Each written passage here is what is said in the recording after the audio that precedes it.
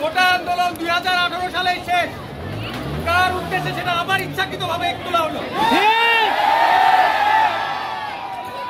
আমরা তো সরকারের বিরুদ্ধে কখনো কিছু চাই নাই। কোটা আন্দোলন তোলা হলো কেন? ছাত্রদেরকে হত্যা করার একটা পরিকল্পনা এটা।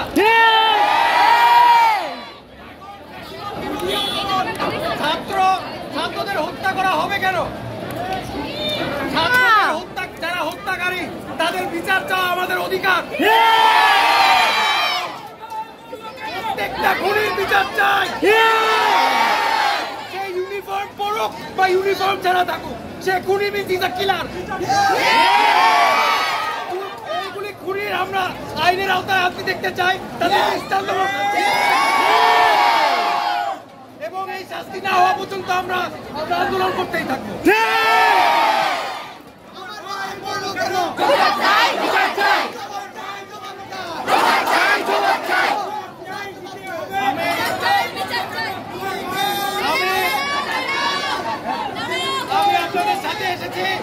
আমি আপনাদের পাশে এসেছি, অনেক জীবন ঝুঁকি নিয়ে এসেছি, কারণ আমি ওই শিক্ষক না যে অনলাইনে কথা বলবে, খালি একটু স্ট্যাটাস দিবে, তারপর গুলি খালি আপনাদের সামনেই গুলি খাবো, আপনাদের সামনেই গুলি খাবো। আমার ভাই মরলো কেন? আমার ভাই মরলো কেন?